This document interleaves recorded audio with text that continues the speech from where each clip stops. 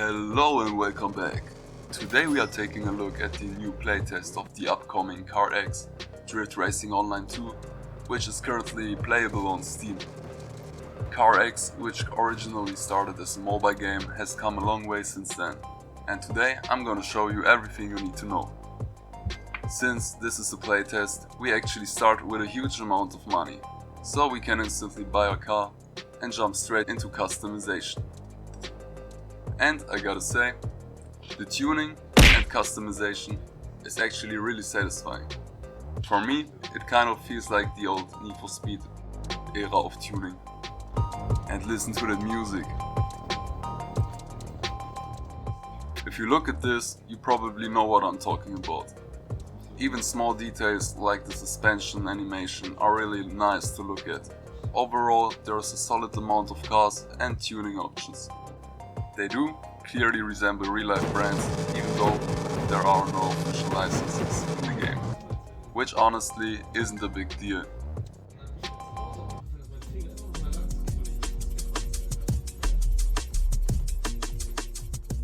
Next, let's talk about realism.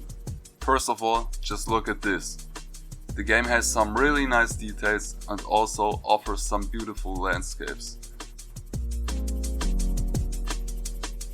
When cruising around, you'll come across a lot of great views.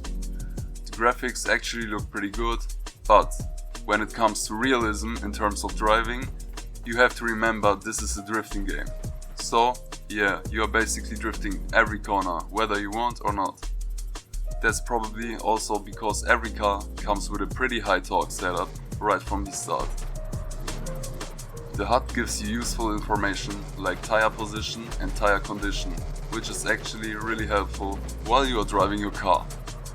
Also, the game world is filled with obstacles on both sides of the road, so you will notice if your driving is absolute trash.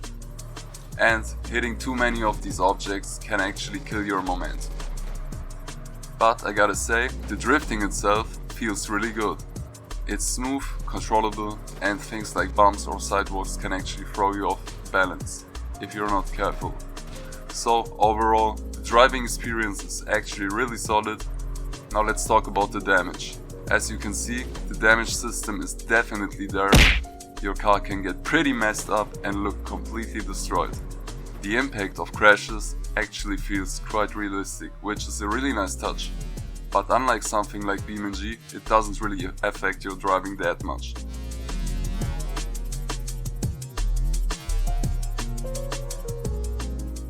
You can still go full speed into a wall and keep driving, your car just looks wrecked. Also, if you reset your car, the visual damage gets erased, which is a nice detail. It's not super realistic, but for a drift game it honestly makes sense. Also, the in-game sound, both the music and the engine sounds are very well chosen and fit the game nicely. Alright, so let's talk about the physics overall. When it comes to the overall physics, it's definitely more on the arcade side, but in a good way.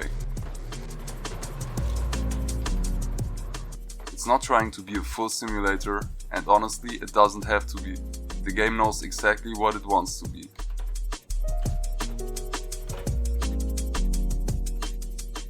A fun and satisfying drifting experience. And that's exactly where it shines. So, is CarX Drift Racing Online 2 actually worth it? I would say yes, especially if you are into drifting games. It's fun, it looks good, and the driving feels great. But at the same time it's not perfect. There is still room for improvement, especially when it comes to realism and depth. So right now it feels like a really solid foundation, but we will have to see how the full release turns out.